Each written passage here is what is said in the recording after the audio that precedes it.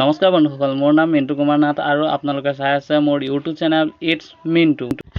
Part 1ত আমি যিহেতু লেটাৰৰ বিষয়ে আলোচনা কৰিলোৱে, আজি আমি আৰম্ভ কৰিম ৱৰ্ড আৰু চেণ্টেন্সত। তো বলক আমি দেৰি নকৰাকৈ ভিডিঅ'টো আৰম্ভ কৰোঁ। যিহেতু আমি কালি লেটাৰৰ বিষয়ে আলোচনা কৰিলোঁ, আজি আমি আলোচনা কৰিম ৱৰ্ড আৰু চেণ্টেন্সৰ বিষয়ে। ৱৰ্ড কাক বোলে? ৱৰ্ড কাক বোলে?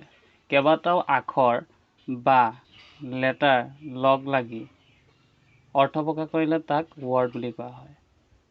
যেনেকৈ মেন। চোৱা, মেন শব্দটোত MAN তিনিটা লেটাৰ আছে আৰু এই তিনিটা লেটাৰে মিলি একেলগে এটা অৰ্থ প্ৰকাশ কৰিছে, যিহেতু মেনৰ অৰ্থ হৈছে মানুহ। আৰু তাৰপিছত যেনেকৈ বল, তুমি চাব পাৰা বল, কেট, বুক, আৰু এই শব্দবোৰ লগ লাগি বাক্য গঠন কৰা হয়। অৰ্থপূৰ্ণ শব্দৰ সমষ্টিক বাক্য বা চেণ্টেন্স বোলে। অৰ্থাৎ কেইবাটাও শব্দ লগ লাগি অৰ্থ প্ৰকাশ কৰিলে তাক বাক্য বা চেণ্টেন্স বোলে।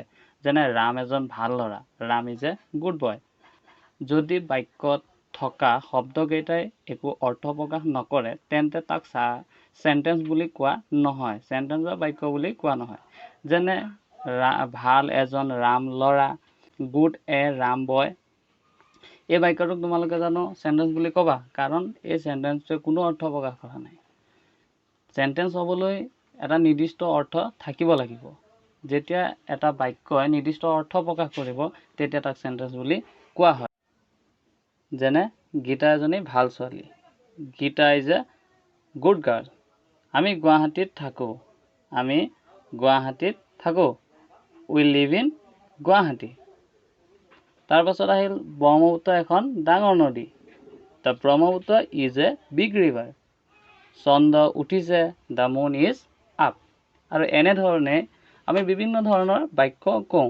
তেন্তে বন্ধুসকল, আমি কেনেকৈ বাক্য, শব্দ আৰু লেটাৰৰ ব্যৱহাৰ কৰোঁ, আৰু এইকেইটা বস্তু ব্যৱহাৰ কৰি আমি জীৱনত যিমান ইংৰাজী ক'ব লাগে বা লিখিব লাগে সেইবোৰ কৰোঁ।